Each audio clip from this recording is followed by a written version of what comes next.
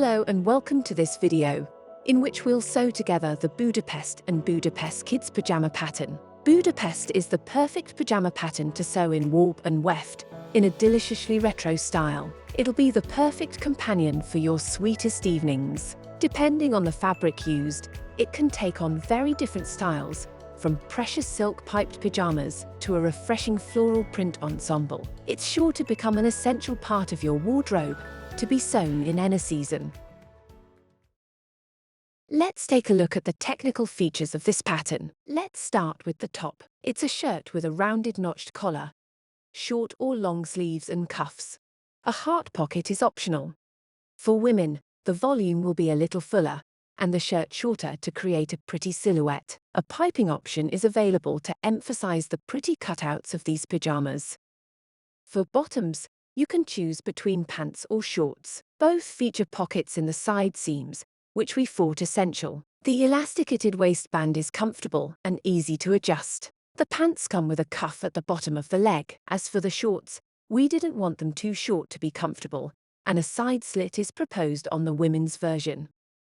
The skill level is intermediate. The pants and shorts present no specific difficulty and are quick to sew. The main difficulty of the pattern lies in the notched collar, which requires meticulousness and precision. We've tested a number of different assemblies to find the best compromise for a collar that's easy to make but well put together. Finally, the piping option requires a little more time and precision. These pajamas are designed to be sewn in warp and weft, in other words, in a woven fabric, and therefore non-stretchable. They could also be sewn in knit, but the result will be different, probably a little softer. We recommend the following fabrics: poplin, flannel, viscose, silk, batiste, dobby, double gauze, chambray, linen, seersucker, and baby corduroy. In terms of supplies, you'll need fine woven interfacing for the shirt collar. As an option, you'll need piping to underline the cutouts and collar. Ideally, we try to use a piping with a composition and weight similar to the fabric of the pajamas. For example, for poplin pajamas, I'll use cotton piping, which will be just fine. On the other hand, for viscose pajamas, I prefer a satin piping of this type, which will go well with the fabric. You can also opt for patterned piping, which can look very nice on a plain fabric. For example, you'll also need buttons for the shirt, the size of which depends on the desired effect. We recommend between 12 and 15 millimeters. We'll start with the children's versions. We start with these long pajamas made in a viscose twill, enhanced by piping in our Jaipur patterned viscose. A viscose twill has a twill weave, which gives this pajama a nice hold, as well as a super pleasant peach skin feel. Then we have this short version, sewn in Liberty. Liberty is an ideal fabric for summer versions, with its lightness and softness, and what's more, you can indulge yourself with original prints. Then there are women's versions, starting with this one in our exclusive Jaipur viscose. The floral print lends character to these pajamas, making them a strong wardrobe staple. The cutouts are highlighted by gold piping, which also helps to break up the all-over print. We continue with this short version, again in viscose twill. The fall of the fabric gives a precious, chic look to the pajamas, accentuated by the contrasting piping. This pattern is available with optional piping to accentuate the cutouts. It's not difficult to apply piping, but it does take a little longer because it's a two-step process. What's more, it requires precision for successful piping. We've prepared a special technical video in which you'll find all our tips on how to apply piping beautifully, as well as some detailed special cases. You'll find the link to the video just above the small I. Don't hesitate to watch it before you start sewing your pajamas. We'll start by interfacing the parts that require it. First, the collar. One of the two collars is interfaced on the wrong side and becomes the outer collar. You can remove the seam allowances to avoid over thickness, but I didn't do that here as my fabric is already thin enough. On to interfacing the front facings. You could stabilize the facing on the wrong side as usual, then overcast the selvage, but I'll show you another technique here, which gives a perfect finish on the selvage without overcasting. We start by placing the facing and interfacing right sides together, so the side with the glue is facing us. Stitch the outer selvage and shoulder at 1 centimeter. Trim the seam allowances to 4 or 5 millimeters.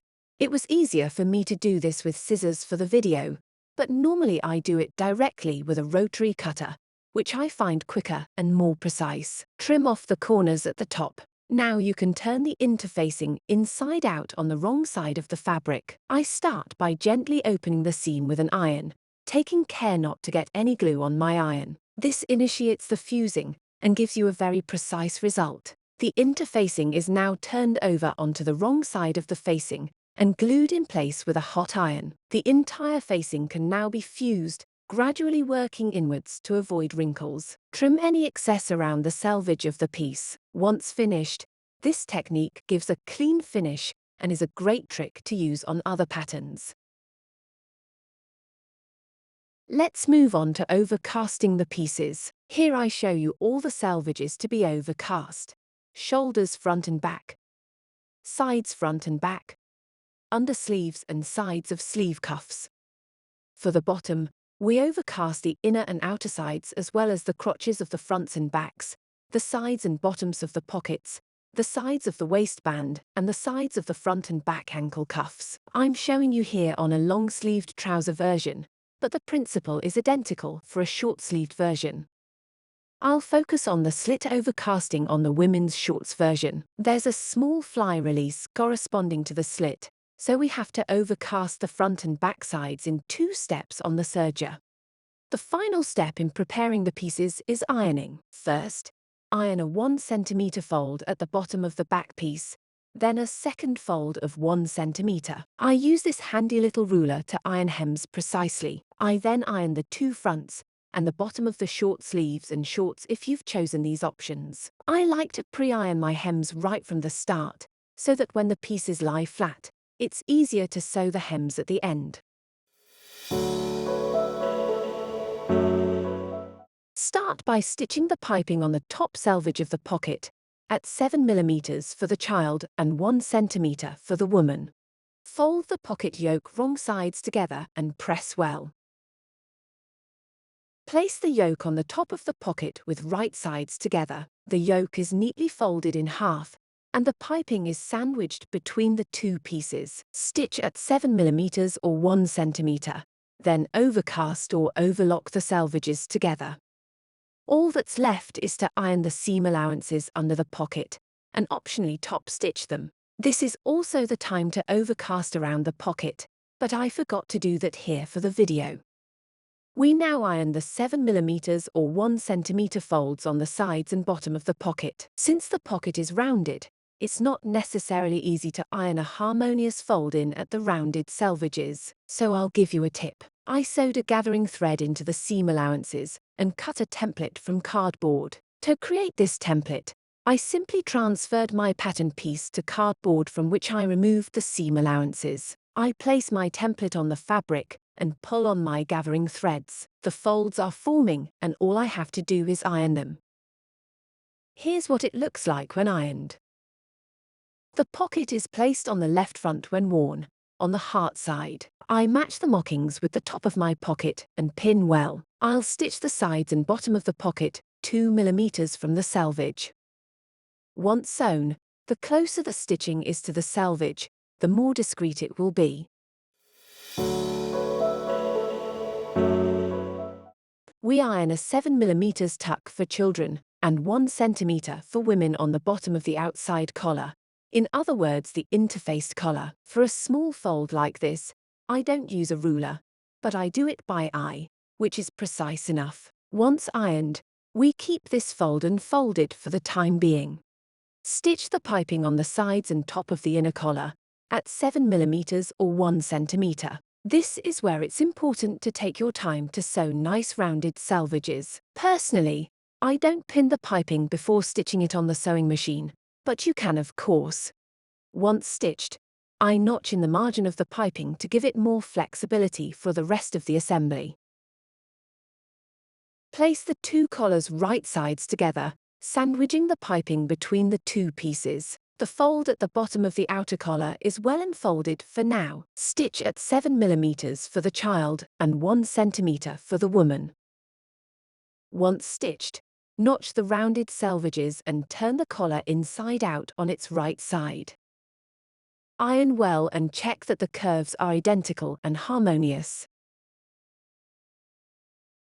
We now move on to the fronts and back. Place right sides together and align the shoulder selvages. Stitch at 7 mm or 1 cm.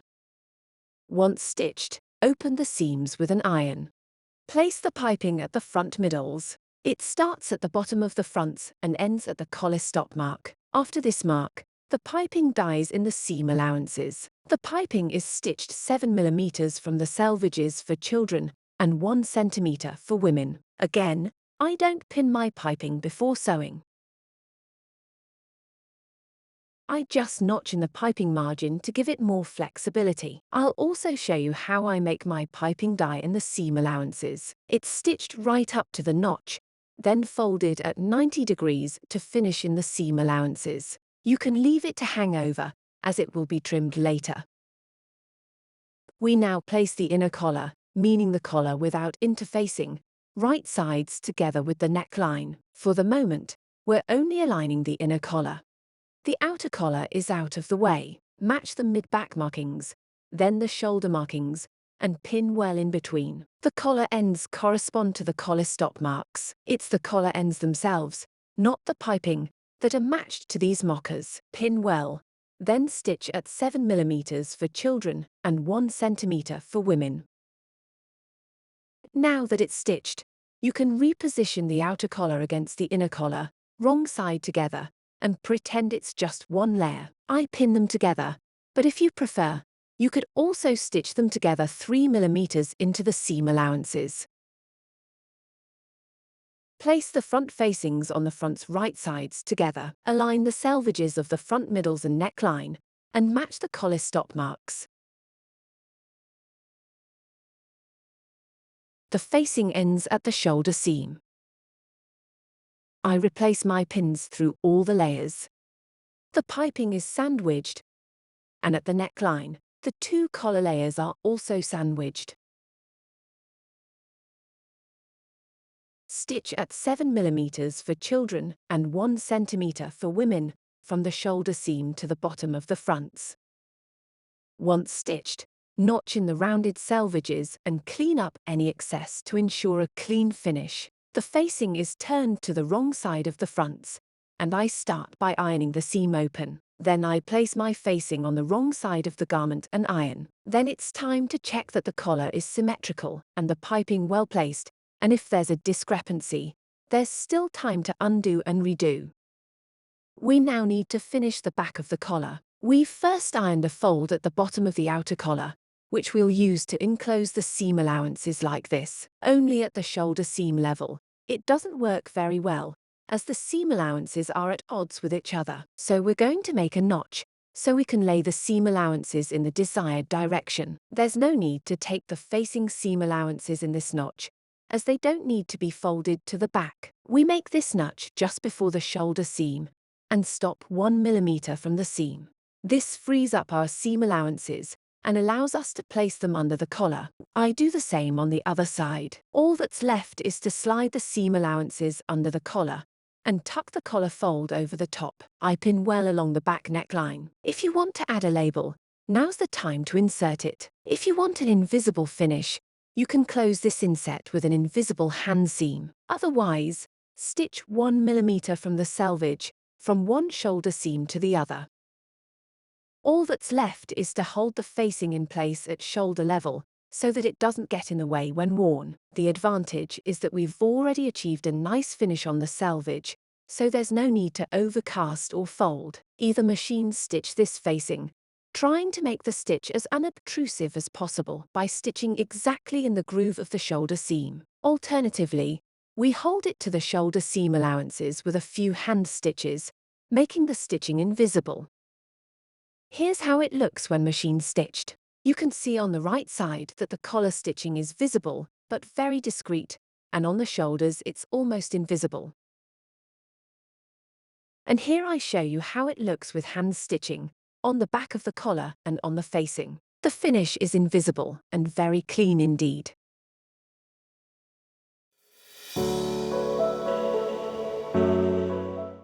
Once the collar is assembled, we are past the main difficulty, and the rest is pretty quick to do. Place the fronts and back right sides together and align the side selvages. Pin and stitch at 7 mm for children or 1 cm for women. Then press the seam open. Now onto the sleeves. This step is the same for both short and long sleeves. Fold the sleeve with right sides together and align the undersleeve selvages. Pin and stitch at 7 mm for children and 1 cm for women. Then press open the seams. I'll show you the second sleeve already sewn. The next steps apply only to the long sleeve version and concern the assembly of the sleeve cuffs. Fold one sleeve cuff right sides together and align the side selvages. Pin well, then stitch at 7 mm for children's and 1 cm for women's. I'll show you the other cuff already assembled. The seam can now be opened with an iron. Next, fold the cuffs wrong sides together over their full height and iron. Repeat for the second cuff. Coming back to the sleeves, we stitch the piping at the bottom of the sleeve at 7 mm for children and 1 cm for women. To connect piping, follow our technical video. Now place the cuffs at the bottom of the sleeves right sides together. Match the connecting seams and pin well. The piping is now sandwiched between the two pieces. If you're using a patterned fabric, be sure to pay close attention to the direction of the piping so you don't end up with the pattern on the wrong side when sewn. Stitch at 7 mm for children and 1 cm for women, then overcast or overlock the selvages together. I'll show you on the second sleeve. Once stitched, iron the seam allowances under the sleeves. These seam allowances can optionally be top stitched to the sleeve. The sleeves can now be joined to the body. This step applies to both long and short sleeves. Turn the body inside out and keep the sleeves right side up. Thread a sleeve into the armhole, checking that it's the right one thanks to the matching front mark. I match the side seam with the undersleeve seam, taking care to keep the seams open. I then match the front marker, then the top sleeve head marker with the shoulder seam. I then continue pinning. The sleeve head has a slight ease, which will help it fall nicely when sewn. Normally, this ease can be removed without the need for gathering threads. Each time I pin, I run a little more fabric through the sleeve than through the body, creating a slight wave. This excess must be very light, and above all never create wrinkles. I do this every time I pin, which makes it easy to absorb the ease. The ease is on the top of the sleeve head, but not on the bottom, where I normally pin. Once pinned, I can stitch at 7 mm for children and 1 cm for women, then repeat for the second sleeve. We can then overcast or overlock the selvages together. I'll show you once sewn. The garment can be ironed on the right side, and here you can see the sleeve capsies, which gives it a nice fall, as the sleeve is a little puffier than the armhole. For the short sleeves, all that remains is to stitch the hem at the bottom of the sleeve, which had already been pre-formed. All that remains is to reshape it and pin it in place. We stitch as close as possible to the fold, as shown on the second sleeve already stitched. Move on to the hem at the bottom of the body. Fold the facing right sides together on the fronts and pin. I mark my stitching line at 2 cm, which will help me stitch precisely. I'll stitch the facing from end to end. We trim off the corners, and I reduce the facing margins only. I turn the facing to the wrong side of the garment, making sure to turn the corner. I can now reform the 1 cm double fold and pin the hem. I keep the side seams wide open. Stitch from one end to the other. and that's the stitched hem. As an option, you could choose to top stitch all around the collar.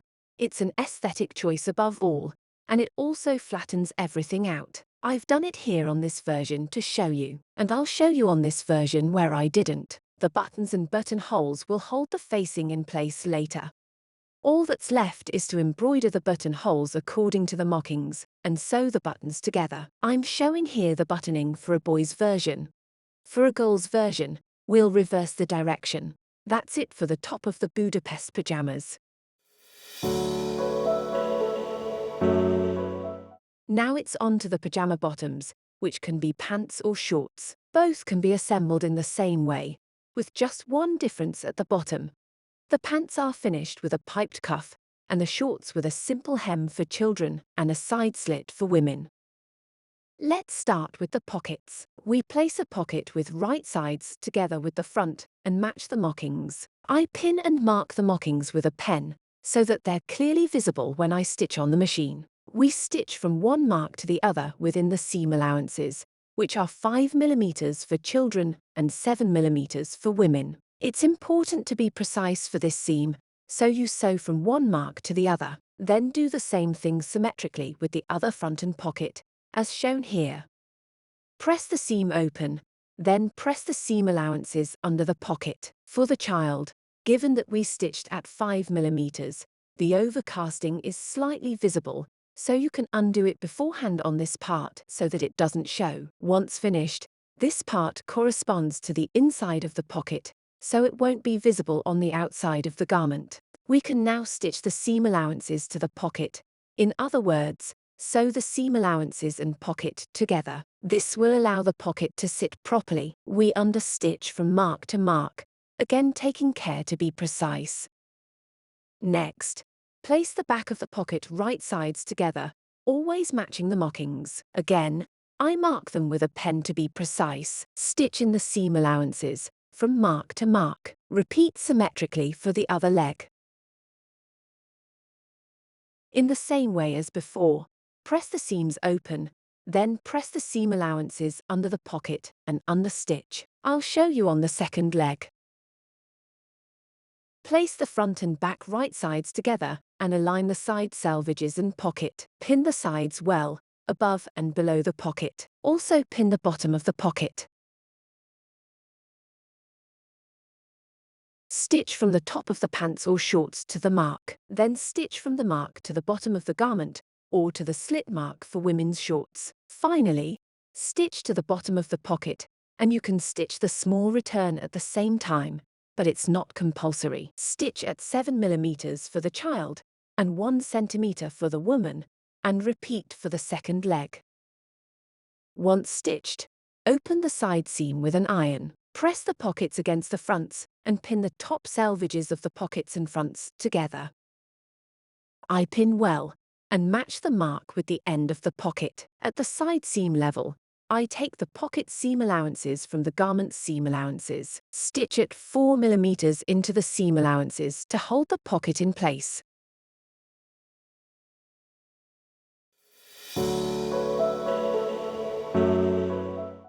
Place the front and back right sides together and pin the inside leg seam. Stitch at 7 mm for children and 1 cm for women. The seam can now be opened with an iron. You can then turn one leg inside out and keep the other on the wrong side. Thread the legs together and align the crotch edges. I start pinning at the inner leg seam, taking care to keep the seams open. I then line up the top of the pants front and back. I then finish pinning. Stitch at 7 mm for the child and 1 cm for the woman and iron the seam open.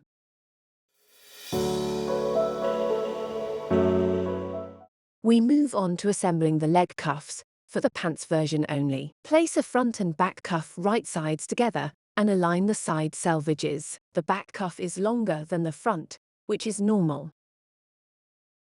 Stitch at 7 mm for children and 1 cm for women. Do the same with the other leg cuff. Press open the seams, then fold the cuffs wrong sides together in height. For the piping option, it's time to sew it to the bottom of the legs. That's what I've done here, following the advice given in our technical video, in particular for the connection I've made on the inside of the legs so that it's as inconspicuous as possible. Now you can thread the lower leg cuff right sides together, taking care to match the front cuff to the front and the back cuff to the back. The assembler seams should match, and I take care to keep the seams open. If the pattern has a direction, we take care to check beforehand that it will be in the right direction once sewn. If piping is an option, it is sandwiched. Stitch at 7 mm for children and 1 cm for women, and overcast or overlock the selvages together. Once stitched, iron the seam allowances under the legs, and optionally top stitch these seam allowances to the leg. And that's it for the lower leg cuff, which is now assembled.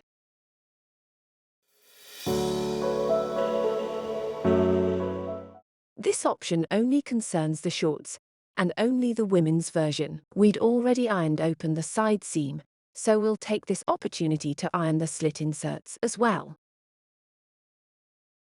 We'll now reform the hems at the bottom of the leg. Press the first folded seam 1 cm wrong sides together, then the second folded seam 1 cm right sides together. This forms a kind of accordion at the bottom of the leg, and we pin it in place. I do the same on the other side.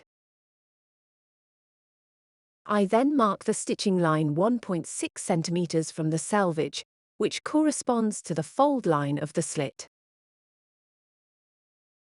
Stitch along this line on both sides, and do the same on the second leg.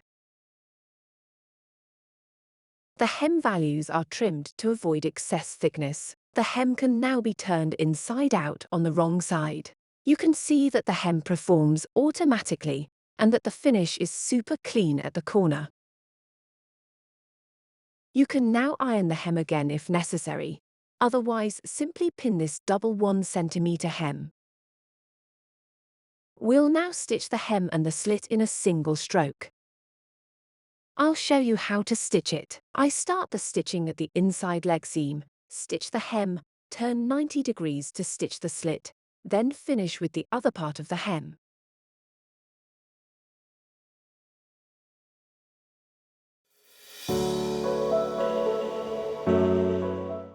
We now move on to the children's version, for which we don't offer the slit option. All I have to do is reform the hem with the 2 1 cm folds. I pin well and then stitch. I'll show you on the second leg, already hemmed.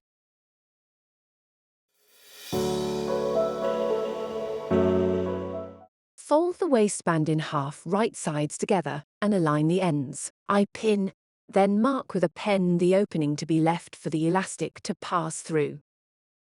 If your fabric has a pattern, this opening is to be left towards the top of the waistband. First I make a mark at 1 cm, then I fold my waistband in half to find its center, and mark my mark slightly above that center. I'll stitch the centimeter at the top first, then the second part.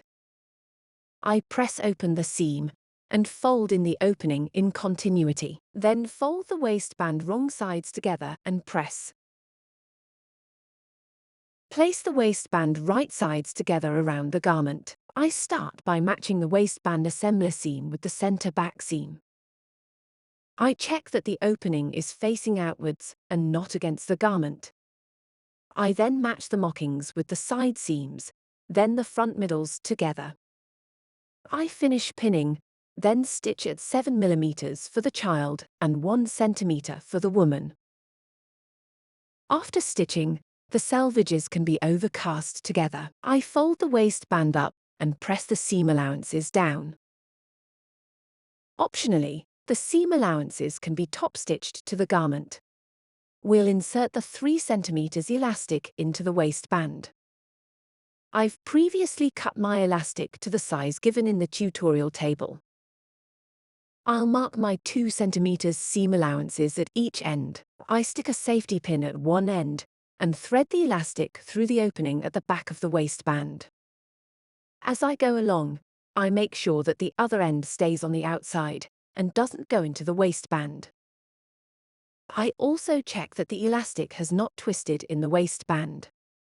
Overlap the two ends by 2 centimeters and stitch, making a rectangle and a diagonal, so that it's secure. Once the elastic has been stitched, I fold it completely into the waistband. I pull on the waistband to distribute the gathers evenly. All that remains is to close the waistband opening with an invisible hand seam. I'll show you how. We take a thread spool to match our fabric. The principle of invisible stitching is to stitch exactly opposite where you take out your needle. In fact, it's as if we were drawing crenellations with our needle. So we pull out exactly at the fold and stitch opposite at the fold too. The smaller the stitches, the more discreet the seam. We pull on the thread to pull it in, but be careful not to pull too much either, in which case the thread creates a tension that makes the seam visible. I finish with a knot that I fold inside the waistband to hide it. Once finished, the seam is truly invisible. And that's it, your Budapest pajamas are finished. We hope you like the result as much as we do. We're real fans of this pattern at the workshop. If you like this video, please like it and subscribe to our channel. We can't wait to see your versions, so join us on Instagram with #Ikatee Budapest. See you soon at Ikatee.